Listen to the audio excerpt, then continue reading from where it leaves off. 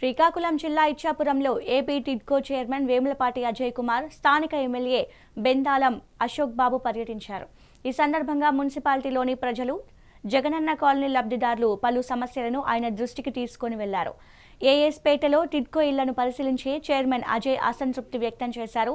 192 టిడ్కో ఇళ్లు కట్టిన అప్పటి వైసీపీ ప్రభుత్వం బ్లాక్ మధ్య సరైన దూరం లేక ఇబ్బందికరం అవుతుందని తెలిపారు.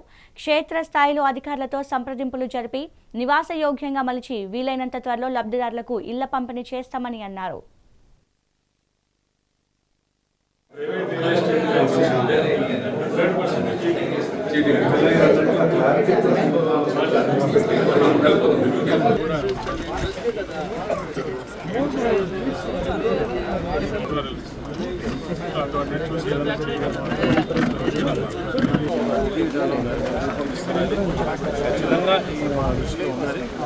ఎవరైతే ఆల్రెడీ డబ్బులు కట్టి మాకు రాలేదంటారో వాళ్ళకి మాత్రం 3 ఏళ్ల తర్వాత ఇవాళ మన ప్రభుత్వం వచ్చిన తర్వాత ఈ బ్యాంకులు పాపం ఎవరికైతే రుణాలు ఇచ్చారో వాళ్ళ దగ్గరికి వెళ్ళి మీరు ఈఎంఐలు కట్టండి అంటే వాళ్ళు కుయ్యో మరో అని చెప్పి ప్రజాప్రతినిధుల దగ్గరికి వస్తున్నారు.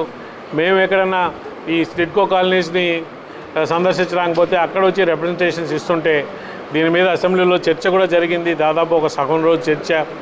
ఇవన్నిటిని కూడా పరిగణలోకి తీసుకొని ముఖ్యమంత్రి చంద్రబాబు నాయుడు గారు, మా మంత్రివర్యులు నారాయణ గారు, అలాగే లోకేష్ గారు, మా డిప్యూటీ సీఎం పవన్ కళ్యాణ్ గారు మేమందరికీ రిప్రజెంటేషన్ ఇగా వాళ్ళు 185 కోట్లు ఒక 45,000 మందికి ఎవరి పేరు మీద అయితే రుణాలు తీసుకొని ఆ రుణాలను మనం డ్రా చేసి ఇల్లు ఇలేదో వాళ్ళని ఐడెంటిఫై చేసి వాళ్ళ తరఫున ఈఎంఐలు మే 31వ తేదీ దాకా 185 కోట్లు కట్టాలని నిర్ణయించి అందులో దాదాపు 140 కోట్లు ఆల్రెడీ కట్టడం అయింది. మిగిలింది కూడా తొందరలో కంప్లీట్